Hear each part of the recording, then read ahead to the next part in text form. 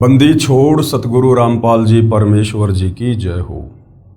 परम पिता परमात्मा सारी सृष्टि के रचनहार कुल मालिक असंख्य ब्रह्मांडों के स्वामी जगत गुरु तीनों लोकों में प्रवेश करके सबका धारण पोषण करने वाले राजाधीराज आत्माधार नाथों के नाथ देवों के देव महादेव सर्वेश्वर महेश्वर मृत्युंजय अजरो अमर आदि अनादि सनातनी प्रभु जगत पिता जगदीश्वर श्री श्री 1008 की उपाधि के वास्तविक अधिकारी अकाल मूरत शब्द स्वरूपी राम वासुदेव सर्वगतम ब्रह्म परम पूज्य प्रथम पूज्य परम संत परम पुरुष परम धनी परम दयालु सत्य कबीर हक्का कबीर अल्लाहू अकबर बाखबर अल्लाह ताला जगत के तारणहार जगत के मुक्तिदाता जगत के जगन्नाथ हारे के सहारे हिंदुओं के राम मुसलमानों के अल्लाह सिखों के वाहिगुरु ईसाइयों के मसीह दया के सागर दयानिधि करुणा के सागर करुणानिधि स्वयंभू परिभू संकट मोचन कष्टहरण मंगल करण दुख भंजन अविगत कबीर निर्विकार निर्विषम परमात्मा अलय अलेख सतगुरु आदि अनादि सतगुरु असली मर्यादा पुरुषोत्तम असली राम असली कृष्ण असली घनश्याम असली मुरारी राजाओं के राजा महाराजाओं के महाराजा शहंशाहों के शहंशाह सम्राटों के सम्राट भगवानों के भगवान अल्लाहों के अल्लाह प्रभुओं के प्रभु मसीहाओं के मसीह सच्चे वाहिगुरु बाबाओं के बाबा पीरों के पीर सेठों के सेठ जगत सेठ सावड़सा सेठ सर्वगुण संपन्न अनंत कोटि कलाओं के स्वामी अनंत कोटि ब्रह्मांडों के नायक योगियों में महायोगी ध्यानियों में महाध्यानी सिद्धों में परम सिद्ध ज्ञानियों में तत्वज्ञानी ब्रह्म ज्ञानी महाज्ञानी परम ज्ञानी सर्वश्रेष्ठ ज्ञानी विज्ञानी युवा कबीर समर्थ कबीर असमवात अमित ओजा सच्चे रहनुमा करीम अल्लाह सुबहान अल्लाह दुनिया के अंतिम पैगंबर 8 सितंबर 1951 से गांव धनाना जिला सोनीपत हरियाणा भारतवर्ष की पावन भूमि पे प्रकट रियल कल्कि भगवान श्री नारायण साकार हरि श्री बाबा साहेब नूर अनंत परमात्मा सच्चे दरवेश सच्चे बाखबर संत श्रोमणी सतगुरु रामपाल जी परमेश्वर जी के चरण कमल में आप और हम सभी भाई बहनों का अनंत कोटि दंडवत प्रणाम। सत्साई भाई और बहनों, बहुत बड़ी दया बहुत बड़ी मेहर पूज्य गुरुदेव भगवान की परमेश्वर रामपाल जी की जिनके शुभ आशीर्वाद से विशेष आशीर्वाद से उन्हीं के सत्संगों के संग्रह के ऊपर बन चुकी पवित्र आध्यात्मिक पुस्तक कबीर बड़ा या कृष्ण के ऊपर वीडियो बनाने की श्रृंखला जारी है। इसी श्रृंखला में आज हमारा ये 30वें नंबर का वीडियो है। पूज्य गुरुदेव भगवान के आशीर्वाद से इस पवित्र पुस्तक कबीर बड़ा या कृष्ण के ऊपर जो वीडियो बन रहे हैं, ये वीडियो हिंदू समाज से जुड़े श्रद्धालुओं के लिए किसी वरदान से कम नहीं है, क्योंकि ये पवित्र पुस्तक कबीर बड़ा या कृष्ण चारों वेद पवित्र गीता जी और पुराणों के ज्ञान से परिपूर्ण है। अर्थात चारों वेदों का पवित्र गीता जी का और पुराणों का निष्कर्ष निकाल कर इस पवित्र पुस्तक को पूर्ण मोक्ष के लिए तैयार किया गया है। ये पवित्र पुस्तक आपको समझाएगी कि वास्तव में भक्ति मार्ग क्या है, अध्यात्म क्या है, वास्तव में सृष्टि रचना कैसे हुई है। आज से पहले कोई कहा करता था कि सृष्टि श्री ब्रह्मा जी ने रची है, कोई कहता था श्री विष्णु जी ने रची है, यानी कोई सिर पैर नहीं था। परंतु अब सतगुरु रामपाल जी ने सर्व धर्मों के सर्व पवित्र धर्म शास्त्रों का निष्कर्ष निकाल कर यह प्रमाणित कर दिया है कि सृष्टि रचनहार परम अक्षर ब्रह्म है, कबीर देव है, कबीर साहेब है। वही सबके उत्पत्ति करता है, सबके धारण पोषण करता है। वही वास्तव में सबके जनक है, आत्मा के पति हैं, परमेश्वर हैं। तो भाइयों और बहनों, इस पवित्र पुस्तक को धैर्य से निष्पक्ष होकर यदि आपने पढ़ लिया तो अध्यात्म को लेकर आपके मन मस्तिष्क में दिलो दिमाग में जो भी सवाल उठा करते थे, आपको प्रत्येक का प्रमाणित जवाब यानी समाधान मिलेगा। तो इस पवित्र पुस्तक पर हमारा जो विषय चल रहा है वो है जनता की अदालत। यानी जनता की अदालत में इस बात पर बहस चल रही है कि सुप्रीम गॉड कौन है, पूर्ण परमात्मा कौन है जिसकी भक्ति से मुक्ति हो, जन्म मरण का रोग कटे।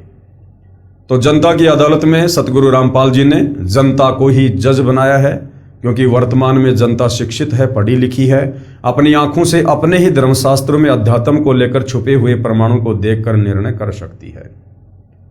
एक तरफ श्री कृष्ण जी के वकील बनकर तमाम हिंदू धर्मगुरु आचार्य शंकराचार्य खड़े हैं, जो हिंदू धर्मशास्त्रों को आधार बनाकर श्री कृष्ण उर्फ विष्णु को पूर्ण परमात्मा घोषित करने का नाकाम प्रयास कर रहे हैं। तो दूसरी तरफ कबीर जी के वकील के रूप में सतगुरु रामपाल जी हैं, जो उन्हीं हिंदू धर्म ग्रंथों को दिखा दिखाकर कबीर जी को पूर्ण परमात्मा साबित कर रहे हैं। और जनता अध्यात्म में रुचि ले रही है, क्योंकि अपनी आंखों से प्रत्यक्ष प्रमाण देख रही है। और जनता ये भी भली भांति समझ रही है कि हमारे नादान धर्म गुरुओं को, आचार्य और शंकराचार्यों को तत्व ज्ञान नहीं था, वे तत्वदर्शी संत की शरण में नहीं थे, जिस कारण उन्होंने किसी भी धर्मशास्त्र का यथार्थ अनुवाद नहीं किया, अर्थों में अनर्थ कर दिया। क्योंकि संस्कृत भाषा से आप केवल इन धर्म ग्रंथों को पढ़ सकते हो, लेकिन निष्कर्ष नहीं निकाल सकते। निष्कर्ष के लिए तत्व ज्ञान होना बहुत जरूरी है। तो जनता अब अध्यात्म में रुचि लेते हुए, शास्त्र अनुकूल साधना की ओर बढ़ते हुए सतगुरु रामपाल जी से तरह तरह के सवाल कर रही है। सतगुरु रामपाल जी प्रत्येक सवाल का प्रमाणित जवाब दे रहे हैं। और जनता की अदालत में जनता को और अच्छे से अध्यात्म को समझाने के लिए सतगुरु रामपाल जी ने आदरणीय धर्मदास जी की अमर कथा का सहारा लिया है कि जिस प्रकार वर्तमान के हिंदू श्रद्धालु भक्ति को लेकर भ्रमित हैं, उसी प्रकार लगभग 650 साल पहले बांधवगढ़ के रहने वाले आदरणीय धर्मदास सेठ जी भी भ्रमित थे। वो श्री विष्णु जी को अपना इष्ट मानते थे, 68 तीर्थों की यात्रा पर निकले हुए थे। और उसी दौरान कबीर परमेश्वर सतलोक से चलकर एक जिंदा बाबा का रूप बनाकर मथुरा में उनसे मिले और उन्हें पवित्र गीता जी के अनुसार ज्ञान देने लगे। धर्मदास जी की आंखें खुलती चली गई और धर्मदास जी ने फिर अंत में कबीर परमात्मा जी से विनती की, प्रार्थना की कि आप मुझे एक बार अपना वो सतलोक दिखा दीजिए। अगर मैं आंखों से सतलोक देख लूंगा तो मुझे विश्वास हो जाएगा। हालांकि भाई और बहनों, विश्वास करने का ये कोई तरीका नहीं है, क्योंकि ये ज्ञान मार्ग है। यदि विश्वास करना है तो अपने गुरु के वचनों को सत्य मानकर, और जो प्रमाण गुरु तमाम धर्म ग्रंथों से दिखा रहे हैं, हमने उनको आधार बनाकर ही इस भक्ति मार्ग पर चलना होता है। परंतु भाई और बहनों, वो 650 साल पहले का समय था और परमात्मा ने कुछ आत्माओं को सतलोक दिखाकर वर्तमान समय के लिए अपने गवाह भी तैयार करने थे। इसलिए परमेश्वर जी ने धर्मदास की विनती स्वीकार की और धर्मदास जी को सतलोक लेकर गए। आगे का क्या प्रकरण है, हम पवित्र पुस्तक कबीर बड़ाया कृष्ण से समझते हैं। धर्मदास जी को सतलोक में ले जाना। 6 महीने तक परमेश्वर जिंदा नहीं आए, क्योंकि धर्मदास जी को बार बार परमात्मा समझा रहे थे, लेकिन धर्मदास जी बीच बीच में विचलित हो जाते थे और काल प्रेरणा से जिंदा बाबा रूप में कबीर परमेश्वर जी का विरोध कर देते थे, जिस कारण से परमात्मा अंतर्ध्यान हो जाया करते थे। तो जब परमेश्वर अंतर्ध्यान हुए, उसके बाद धर्मदास बहुत ज्यादा डर गया, विचलित हो गया, भयभीत हो गया कि अब ना जाने मुझे वो महात्मा जी दोबारा मिलेंगे या नहीं मिलेंगे। 6 महीने तक परमेश्वर जिंदा नहीं आए।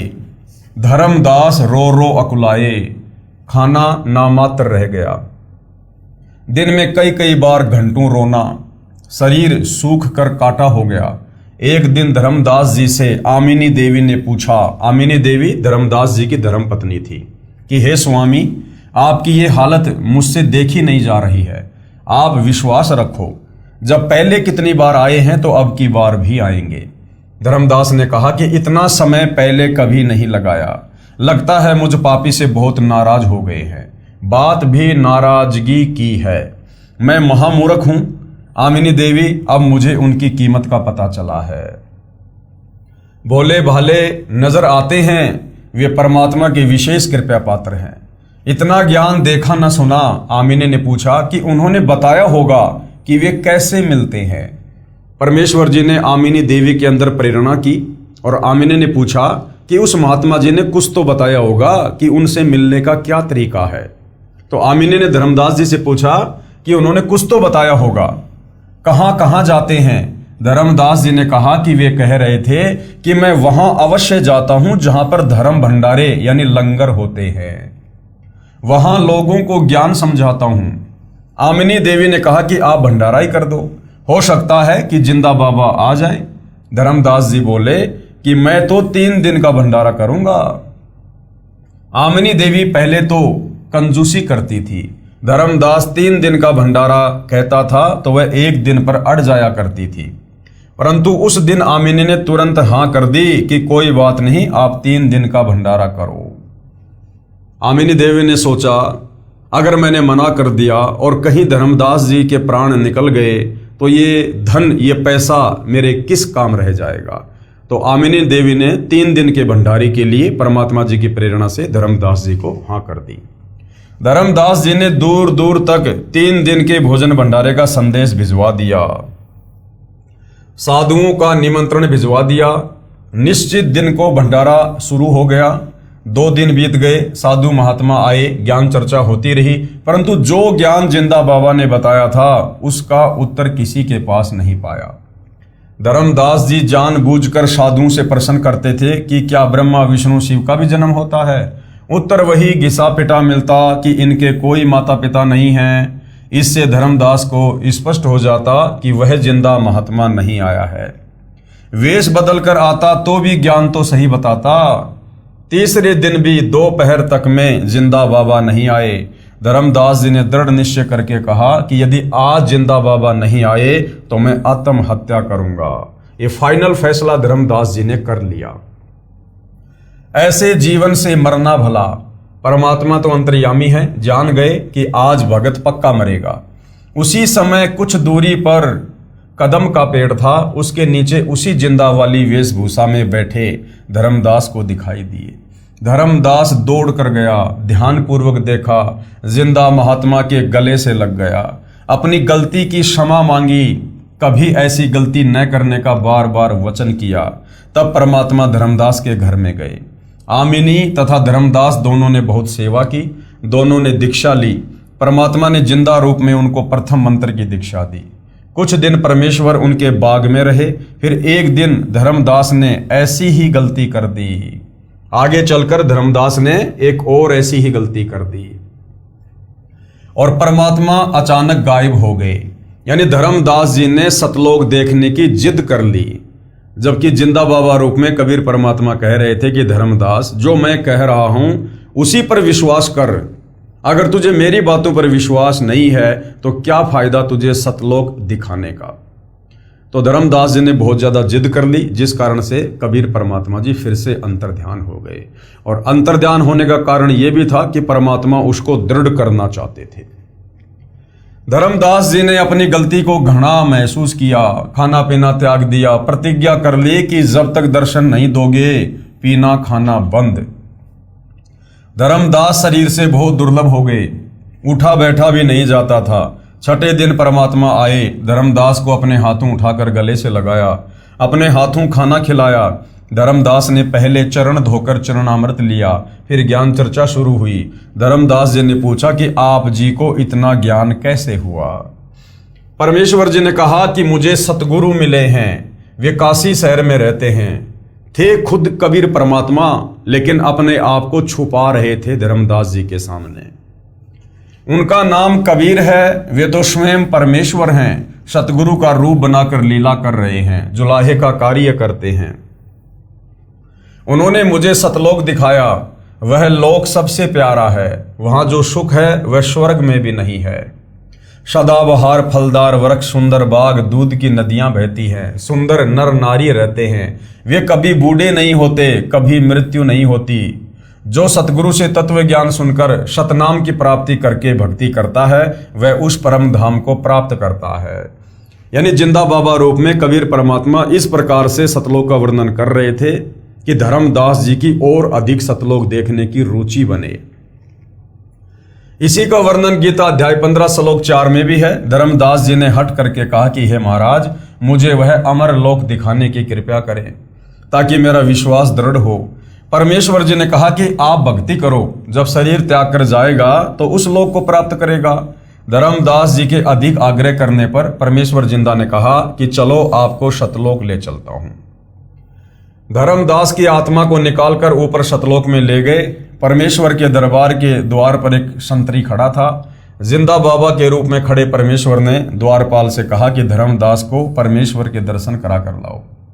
द्वारपाल ने एक अन्य हंस, यानी शतलोक में भगत को हंस कहते हैं, उससे कहा कि धर्मदास को परमेश्वर के सिंहासन के पास ले जाओ, सत्य पुरुष के दर्शन करवा कर लाओ। वहां पर बहुत सारे हंस यानी भगत तथा हंसनी यानी नारी भगतमती इकट्ठे होकर नाचते गाते धर्मदास जी को सम्मान के साथ लेकर चले।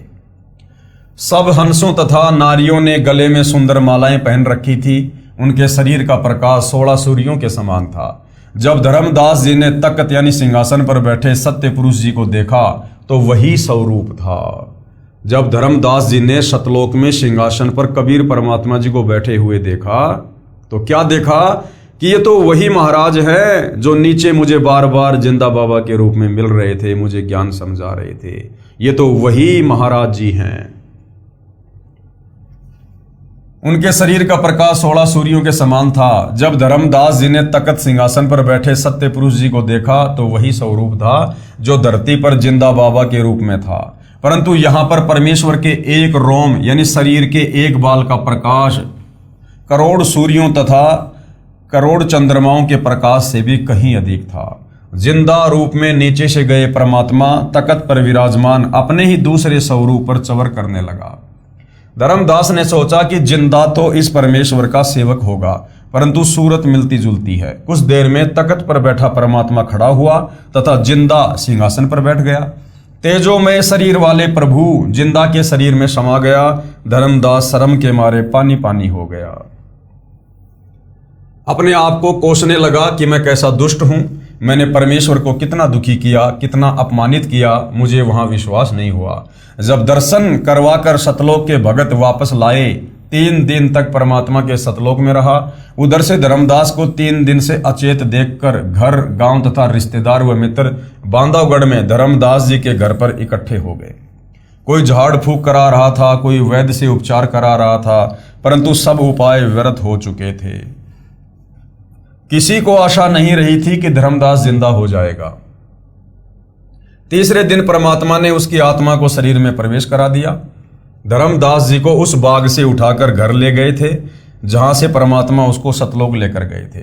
धर्मदास सचेत हो गया था। परमेश्वर ने उसकी आत्मा को वापस शरीर में छोड़ दिया। धर्मदास सचेत हो गया था। धर्मदास जी सचेत होते ही उस बाग में उसी स्थान पर गए तो वही परमात्मा जिंदा बाबा के रूप में बैठे थे। कबीर परमात्मा उसी बाग में आकर उसी जिंदा वाले रूप में बैठ गए। धर्मदास जी चरणों में गिर गए और कहने लगे, हे प्रभु, मुझ अज्ञानी को क्षमा करो प्रभु। अवगुण मेरे बाप जी, बख्शो गरीब निवाज, जो मैं पूत कपूत हूं, बहुर पिता को लाज। मुझे विश्वास नहीं हो रहा था कि आप परमात्मा हैं, आप परम अक्षर ब्रह्म हैं। कभी कभी आत्मा तो कहती थी कि पूर्ण ब्रह्म के बिना ऐसा ज्ञान पृथ्वी पर कौन सुना सकता है। आज भी वही बात है भाई और बहनों। इस पूर्ण ब्रह्म कबीर देव के अलावा तत्वदर्शी संत की भूमिका करते हुए सर्व धर्मशास्त्रों का ऐसा निर्मल ज्ञान कौन दे सकता है। सतगुरु रामपाल जी स्वयं कबीर परमात्मा हैं, कबीर परमेश्वर हैं। गीता अध्याय 4 श्लोक 34 वाले तत्वदर्शी संत हैं और तत्वदर्शी संत की भूमिका खुद कबीर परमात्मा जी ही निभाते हैं। अपने द्वारा रची सृष्टि का ज्ञान वो कबीर परमात्मा खुद ही आकर बताता है। तो भाई और बहनों, आज मौका है, धर्मदास जी की तरह धोखा मत खाइए। सतगुरु रामपाल जी के सत्संग सुनकर तुरंत उनसे उपदेश लेकर अपनी आत्मा के कल्याण में आगे बढ़िए। परंतु मन तुरंत विपरीत विचार खड़े कर देता था। हे सत्य पुरुष, आपने अपने शरीर की वह शोभा जो शतलोक में है यहां क्यों प्रकट नहीं कर रखी? कि परमात्मा आपके शरीर का जो तेज सतलोक में है वो आपने यहां पर क्यों नहीं कर रखा? परमेश्वर जी ने कहा कि धर्मदास, यदि मैं उसी प्रकाश युक्त शरीर से इस काललोक में आ जाऊं तो क्षर पुरुष यानी 21 ब्रह्मांड का स्वामी, ये ज्योति निरंजन काल ब्रह्म, ब्रह्मा विष्णु महेश का पिता, दुर्गा का पति, ज्योति निरंजन भी इसी को कहते हैं। ये व्याकुल हो जाएगा। मैं अपना सर्व कार्य गुप्त करता हूं। ये मुझे एक सिद्धि वाला संत मानता है, लेकिन इसको ये नहीं मालूम कि मैं कहां से आया हूं, कौन हूं। परमेश्वर ने धर्मदास से प्रश्न किया कि आपको कैसा लगा मेरा देश। धर्मदास जी बोले, हे परमेश्वर, इस संसार में अब मन नहीं लग रहा। उस पवित्र स्थान के सामने तो ये काल का संपूर्ण लोक यानी 21 ब्रह्मांडों का क्षेत्र नरक के समान लग रहा है। जन्म मरण यहाँ का अटल विधान है। 84 लाख प्रकार के प्राणियों के जीवन भोगना भी अनिवार्य है। प्रत्येक प्राणी इसी आशा को लेकर जीवित है कि अभी नहीं मरूंगा, परंतु फिर भी कभी भी मृत्यु को प्राप्त हो जाता है। प्रत्येक प्राणी एक दूसरे से कपट से बातें करता है, लेकिन आपके सतलोक में सब व्यक्ति प्यार से बातें करते हैं, निष्कपट व्यवहार करते हैं। मैंने तीनों दिन यही जांच की थी। यदि धर्मदास जी अपने घर पर उपस्थित सौजनों को न देखते जो उसके अचेत होने के साक्षी थे, तो समझते कि कोई स्वप्न देखा होगा, परंतु अब दृढ़ निश्चय हो गया था। उपरोक्त वर्णन पवित्र कबीर सागर अध्याय ज्ञान प्रकाश पेज नंबर 57-58 पर, मोहम्मद बोध पेज नंबर 20 और 21 पर, 10 मुकामी रेखता ज्ञान स्थिति बोध पेज 83 पर, अमल मूल पृष्ठ 202 पर है। पेश है कबीर सागर के अध्याय ज्ञान प्रकाश के पेज नंबर 57-58 की फोटो कॉपी। यानी जो कबीर सागर है, जो 650 साल पहले इन्हीं धर्मदास जी को निमित्त बनाकर कबीर परमात्मा जी ने लिखवाया था, जिसको कबीर वाणी कहते हैं, 5वां वेद सूक्ष्म वेद कहते हैं। उसमें इस बात का पुख्ता प्रमाण है कि किस प्रकार से कबीर परमात्मा जिंदा बाबा के रूप में धर्मदास जी को सतलोक लेकर गए और सतलोक दिखाकर उनको वापस छोड़ा। ये कबीर सागर में साफ साफ लिखा हुआ है। पेश है कबीर सागर के अध्याय मोहम्मद बोध के पेज नंबर 20 और 21 की फोटोकॉपी। यहां भी वही वर्णन है, धर्मदास जी को सतलोक ले जाना और फिर वापस पृथ्वी पर छोड़ना। उसके बाद में और वर्णन है। पेश है कबीर सागर के अध्याय अमरमूल के पेज 202 की फोटोकॉपी। यहां भी वही वर्णन है, धर्मदास जी को सतलोक दिखाने वाला। क्या गुरु बदल सकते हैं? ये अध्यात्म में एक बहुत बड़ी समस्या है। बहुत सारे जो नकली पंथ वर्तमान में चले हुए हैं, जैसे राधा स्वामी, धन धन सतगुरु, जय गुरुदेव, इन पंथों में यह कहकर भक्तों को विचलित कर दिया जाता है, काल के खूंटे से बांध के रखा जाता है कि एक बार गुरु बनाने के बाद गुरु नहीं बदला जाता। गुरु बदल लिया, समझो आपने अपना खशम बदल लिया। तो परमेश्वर इस बात का भी शंका समाधान कर रहे हैं, क्योंकि धर्मदास जी ने भी एक वैष्णव संत को अपना गुरु धारण कर रखा था, श्री रूपदास जी को। तो धर्मदास जी को भी बड़ी शंका हुई कि भाई कहीं मैं गुरु बदल लूं, इससे कहीं मुझे कोई अध्यात्म में नुकसान तो नहीं हो जाएगा। क्या गुरु बदल सकते हैं? धर्मदास ने प्रश्न किया, प्रश्न नंबर 47 धर्मदास जी का। हे प्रभु, क्या गुरु बदल सकते हैं? सुना है संतों से कि गुरु नहीं बदलना चाहिए, गुरु एक और ज्ञान अनेक। उत्तर दिया सत्य पुरुष जी ने, जब तक गुरु मिले नहीं साचा, तब तक गुरु करो 10 पाचा। कि धर्मदास, अगर सच्चा गुरु मिल जाए तो गुरु नहीं बदलना चाहिए, और जब तक सच्चा गुरु नहीं मिलता है तब तक चाहे कितने ही गुरु बदलो। जिस प्रकार व्यक्ति किसी एक वैद्य यानी डॉक्टर की औषधि से ठीक नहीं हो रहा है, तो दूसरा डॉक्टर रोग कटवाने के लिए बदलना ही पड़ता है। जब तक गुरु मिले नहीं साचा, यानी जब तक वो तत्वदर्शी संत नहीं मिलता है, तब तक गुरु करो 10 पाचा, यानी तब तक गुरु बदलते रहो। कबीर झूठे गुरु के पक्ष को और तजत न लागे वार, द्वार न पावे मोक्ष का, रहे वार का वार। भावार्थ, जब तक सच्चा गुरु यानी सतगुरु ना मिले तब तक गुरु बदलते रहना चाहिए, चाहे कितने ही गुरु क्यों न बनाने पड़े और बदलने पड़े। झूठे गुरु को तुरंत त्याग देना चाहिए। कबीर परमात्मा कहते हैं, कबीर डूबे थे पर उबरे, गुरु के ज्ञान चमक, और बेड़ा देखा जरजरा, उतर चले फड़क। जिस समय मुझे सत्य गुरु मिले, उनके ज्ञान के प्रकाश से पता चला कि हमारा ज्ञान और समाधान गलत है। जो ऐसे गुरु बदल दिया जैसे किसी डर से पशु फड़क कर बहुत तेज दौड़ता है। और जैसे रात्रि में सफर कर रहे यात्रियों को सुबह प्रकाश में पता चले कि जिस नौका में यानी नाव में हम सवार हैं उसमें पानी प्रवेश कर रहा है और साथ में सुरक्षित और साबुत नौका खड़ी है, तो समझदार यात्री जिसने कोई नशा ना कर रखा हो वो तुरंत फूटी नौका को त्याग कर साबुत यानी लीक प्रूफ नौका में बैठ जाता है। मैंने जब काशी में कबीर जी सच्चे गुरु का ये ज्ञान सुना जो आपको सुनाया है, तो जाति धर्म को नहीं देखा, उसी समय सत्य गुरु की शरण में चला गया और दीक्षा मंत्र लेकर भक्ति कर रहा हूं। सतगुरु ने मुझे दीक्षा देने का आदेश दे रखा है। हे धर्मदास, विचार कीजिए, यदि एक वैद्य से रोगी स्वस्थ नहीं होता तो क्या अन्य डॉक्टर के पास नहीं जाता? धर्मदास ने कहा कि जाता है और जाना भी चाहिए, जीवन रक्षा करनी चाहिए।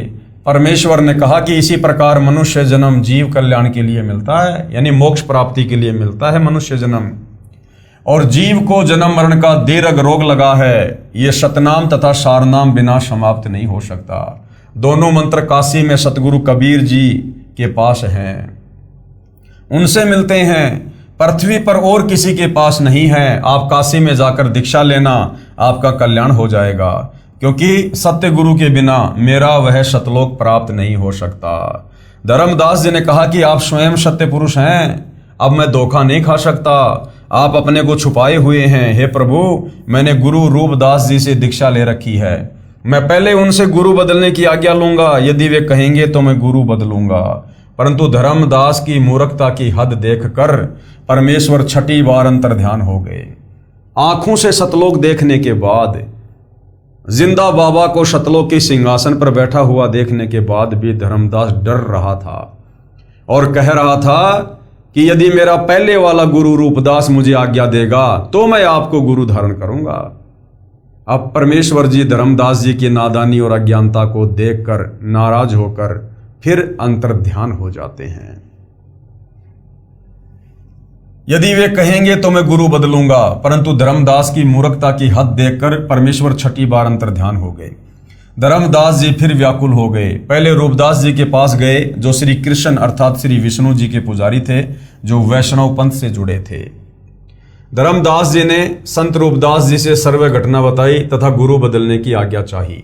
संत रूपदास जी अच्छी आत्मा के इंसान थे। उन्होंने कहा, बेटा धर्मदास, जो ज्ञान आपने सुना है, जिस जिंदा बाबा से ये ज्ञान भगवान ही बता सकता है।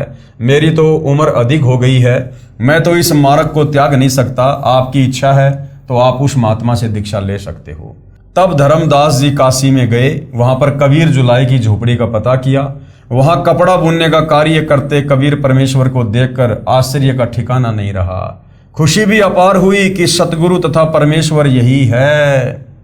तब उनसे दीक्षा ली और अपना कल्याण कराया। कबीर परमेश्वर जी ने धर्मदास जी को फिर 2 अक्षर, जिसमें एक ओम और दूसरा मंत्र है तत्, जो सांकेतिक है, जिसको सतनाम कहते हैं, वो सतनाम का मंत्र दिया। फिर सारनाम देकर सतलोक का वासी किया। अब भाइयों और बहनों, ये धर्मदास जी की अमर कथा कबीर परमेश्वर सतगुरु रामपाल जी जनता की अदालत में हिंदू धर्म से जुड़े श्रद्धालुओं को सुना रहे हैं और साथ में पवित्र कबीर सागर से और अन्य हिंदू धर्म ग्रंथों से प्रमाण भी दिखा रहे हैं। और जनता की अदालत में जनता धीरे धीरे इन सर्व धर्मशास्त्रों से ये प्रमाण देख देख कर आश्वस्त होती जा रही है कि वास्तव में इस पृथ्वी पर यदि किसी के पास सतभक्ति है, यदि कोई सतगुरु कहलाने का अधिकारी है, यदि किसी के पास शास्त्र अनुकूल साधना है, कंप्लीट मोक्ष मार्ग है, तो सतगुरु रामपाल जी के पास है। और यदि कोई पूर्ण परमात्मा है तो केवल कबीर देव हैं। और जनता अपनी तमाम शंकाओं के समाधान के साथ साथ अध्यात्म में रुचि लेते हुए निरंतर आगे की ओर बढ़ रही है। और सतगुरु रामपाल जी भी चाहते हैं कि इस जनता को नाम दीक्षा से पहले अध्यात्म से भली भांति परिचित करवा दिया जाए, उन्हीं के धर्म ग्रंथों से रूबरू करवा दिया जाए, ताकि नाम उपदेश लेने के बाद काल प्रेरणा से यदि कोई इन्हें डगमग करना चाहे तो इनके मन में कोई दोष उत्पन्न ना हो। क्योंकि एक बार सतगुरु से उपदेश लेने के बाद यदि किसी के कहने सुनने से सतगुरु के प्रति मन में दोष उत्पन्न हो जाता है तो वो भगत नाम रहित हो जाता है, उसे अध्यात्म का लाभ नहीं मिलता है। तो भाई और बहनों, ये प्रकरण धीरे धीरे चलता रहेगा। हम धीरे धीरे इस पवित्र पुस्तक कबीर बड़ा या कृष्ण के ऊपर आगे बढ़ते रहेंगे। तो आज के इस प्रकरण में हम केवल इतना ही लेंगे। आगे का जो प्रकरण है वो है कि कबीर सर्जन करता है, यानी कबीर ही सारी सृष्टि का उत्पत्ति करता है, सर्व ब्रह्मांडों का रचयिता है, पूरी कायनात को बनाने वाला है, सर्व भगवानों को उत्पन्न करने वाला है। पेश है 6 गवाह। कौन कौन वो महापुरुष हैं जिन्होंने कबीर जी के सतलोक को देखा, जिन महापुरुषों की आत्मा को शरीर से निकालकर कबीर जी सतलोक लेकर गए, उन्हें सर्व ब्रह्मांडों से परिचित करवाया, ब्रह्मा विष्णु महेश से परिचित करवाया, धर्मराज के दरबार में ले जाकर उन्हें सब कुछ आंखों दिखाया, दुर्गा जी का लोक दिखाया, ज्योति निरंजन का 21वां ब्रह्मांड दिखाया जहां पर ये खुद बैठा रहता है, तपतशिला दिखाई, स्वर्ग दिखाया, नरक दिखाया, अक्षर पुरुष के 7 संग ब्रह्मांड दिखाए और जहां अक्षर पुरुष बैठा रहता है वो जगह दिखाई। उसके बाद सतलोक लेकर गए, सतलोक की सर्व रचना से परिचित कराया, वहां के सर्व सुखों से परिचित करवाया और नीचे आकर उन तमाम आत्माओं ने डंके की चोट पर आंखों देखा हाल धर्म ग्रंथ लिख लिख कर या वैसे भी वाणी और चौपाइयों के माध्यम से, दोहों के माध्यम से देश और दुनिया को जगाया। और उन महापुरुषों के आज वो पवित्र ग्रंथ भी हमारे समक्ष उपलब्ध हैं, रूबरू हैं। तो आगे चलकर हम इस विषय पर और अधिक जानकारी प्राप्त करेंगे, ताकि जिन महापुरुषों ने आंखों से सतलोक देखा है, जब वो हमें इस विषय पर बताएंगे तो हमारा विश्वास और दृढ़ होगा। तो भाई और बहनों, आज के इस टॉपिक पर केवल इतना ही। आगे फिर परमेश्वर की सेवा में हाजिर होंगे। तब तक पूज्य गुरुदेव भगवान हम सबको आज्ञा दें, आशीर्वाद दें, सद्बुद्धि दें। बंदी छोड़ सतगुरु रामपाल जी परमेश्वर जी की जय हो।